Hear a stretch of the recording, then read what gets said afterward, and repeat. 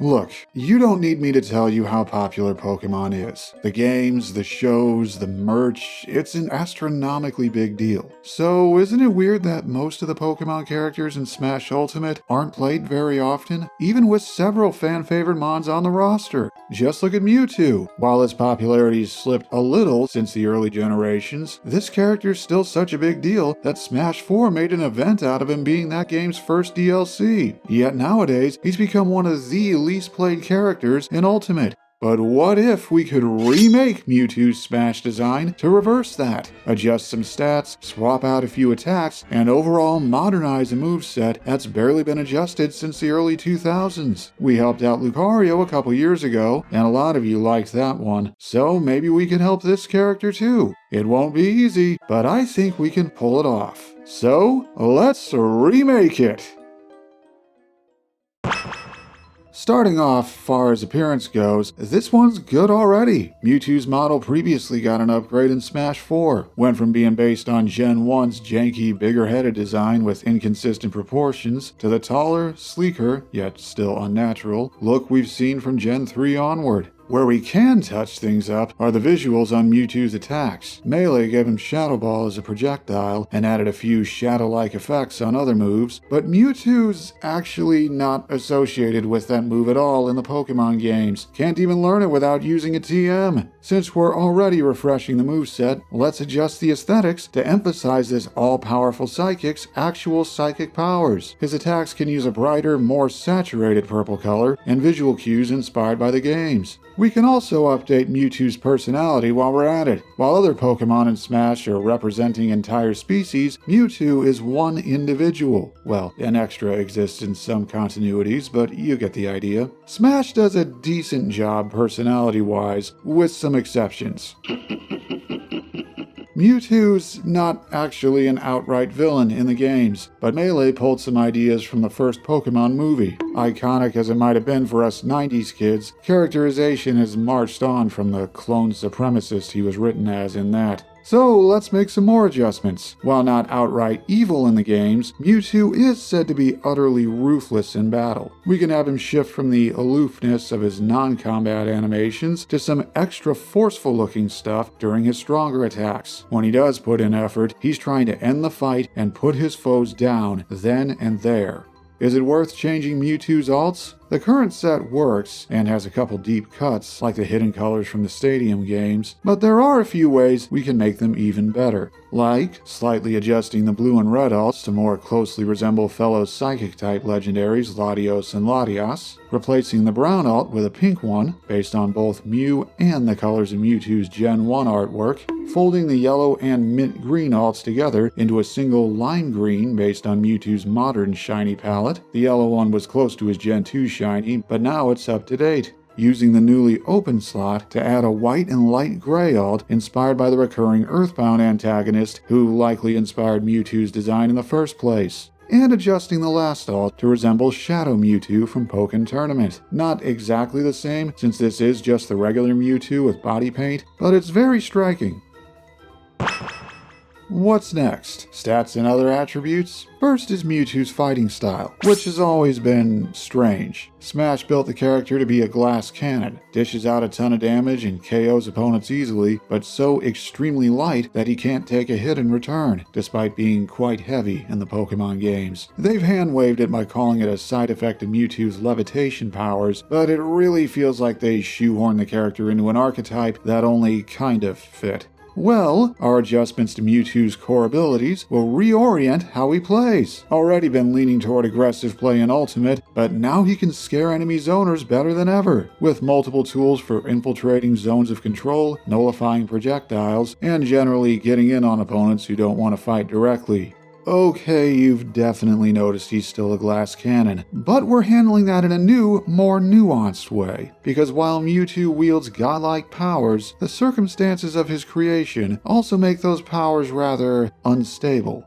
To explain in detail, we should look at Mewtwo's new stats and whoa, what is that weight? From one of the lowest to top 20 in the game. To give that context, it's time to go over this character's new signature mechanic. Mewtwo's powers take time to build up, that's why he rests and conserves energy so often. At the start of a fight, or a new stock, his specials are very strong, but each time he uses them, he expends some of his available power, shown in his fighter display. The lower that power gets, the weaker Mewtwo's specials become, and the lighter he becomes as well. These powers slowly replenish over time, building up faster whenever you damage an opponent. Managing Mewtwo's stored power gives the moveset new depth that ties back to the character's lore. At full strength, you can fire off stuff other fighters can only hope to match, but overuse them and you'll end up weaker and less effective, and have to fight aggressively while hindered to restore yourself. This new mechanic, and other changes, have shuffled around some of the numerical ratings. Mewtwo's recovery is even better than before, with conditionally more distance and consistently more ways to work around being a big target off stage. That said, while it's not obvious at first, he's taken slight reductions to his combos, knockout power, and attack speed. Look, I had to make up for the much higher default weight somehow. That meant making some of his moves just a little weaker.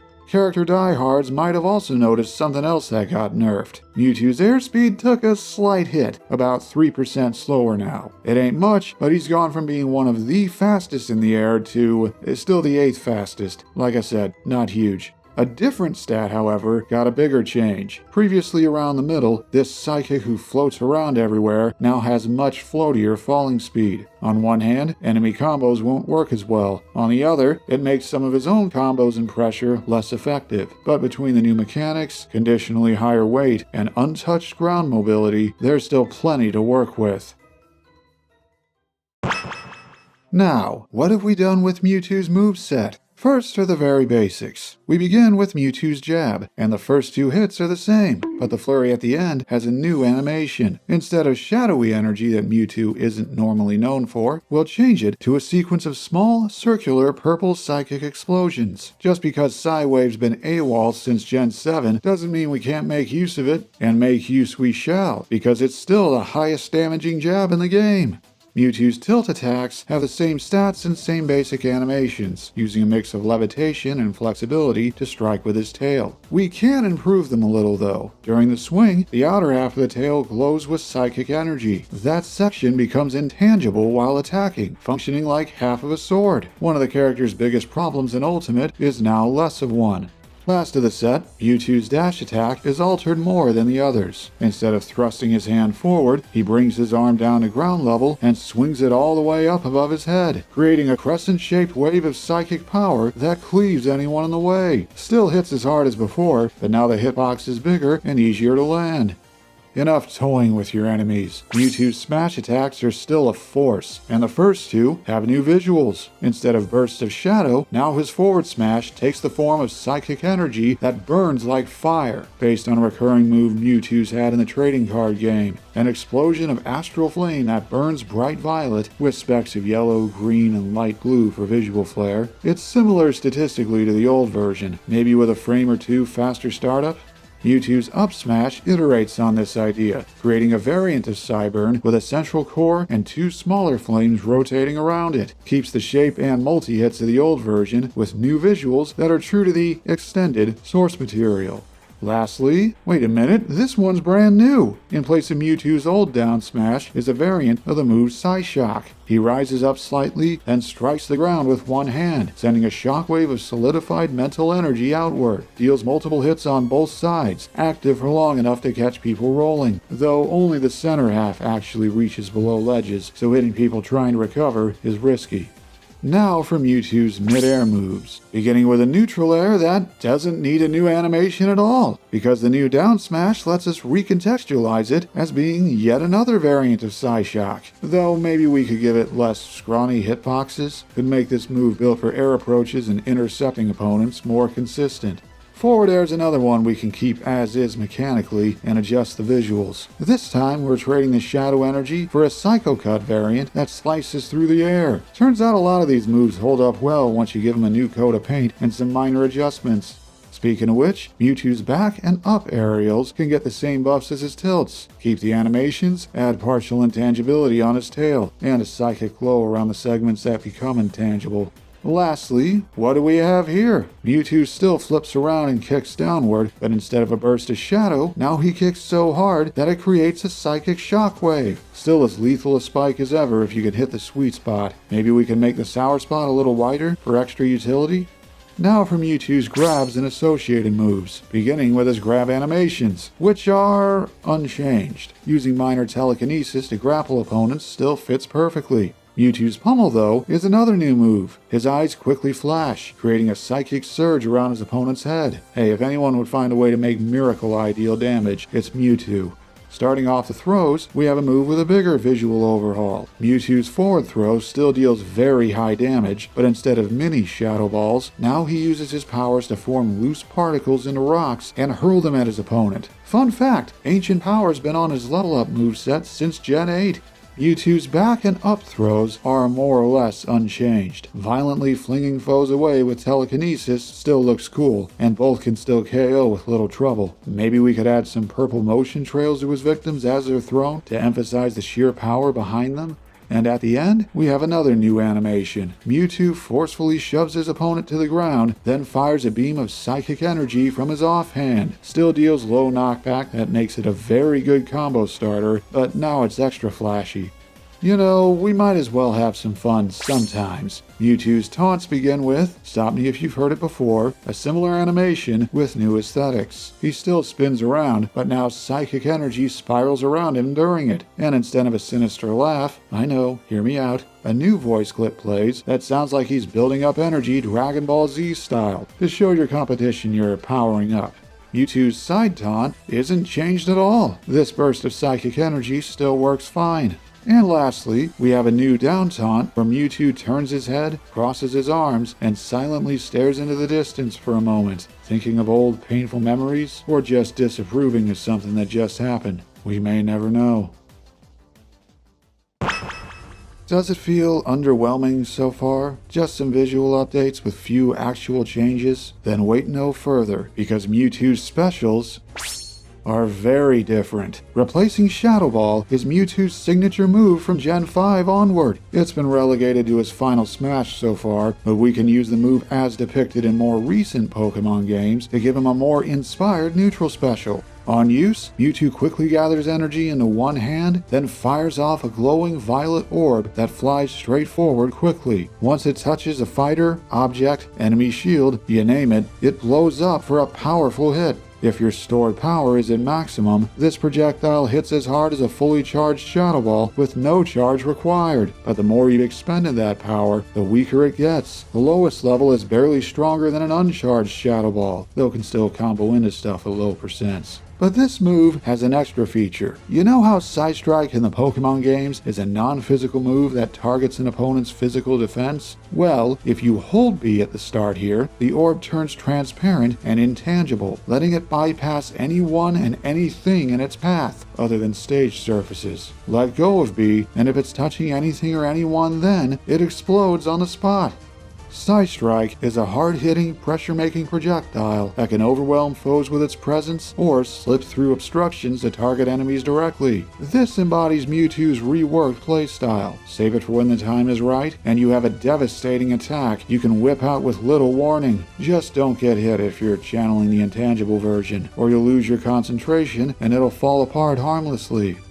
That was different. What's next? Mewtwo's side special is also new. This one's been part of his natural move pool since the very beginning, until it was cut from the series in Gen 8. But why would that stop someone this powerful?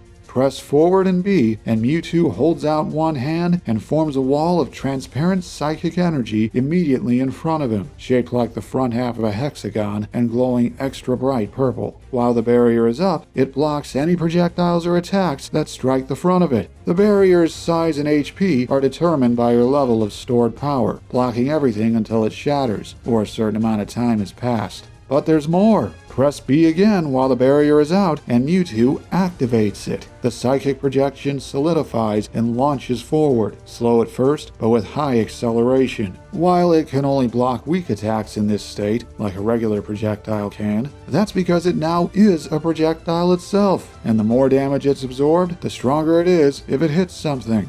Barrier is a complex move that starts out defensive and can optionally pivot to offense, with a couple catches. For one, you can't use any other specials until you send it out or it breaks. Beware if you're sent off stage. For two, notice how I never mentioned it obstructed enemy movement? Because they can go right through it. It stops aggressive attacks, but you'll need to counter aggressive approaches on your own. Very interesting. What have we done with Mewtwo's up special? Nothing, actually. This is the one special I kept as is. I figured it was already a perfect fit. It does have a little something extra now, though. This move, too, is connected to the stored power mechanic. The more power you have, the greater its maximum distance, which also means it expends a little power whenever you use it, but less than the other specials, so you aren't punished too hard for having to recover. Teleport is still a fast, reliable way to reach the stage or ledge while bypassing edge guards once you're close enough. Now it's even better at that, with a little extra cost. But if that's the only one that didn't change, what is Mewtwo's down special now?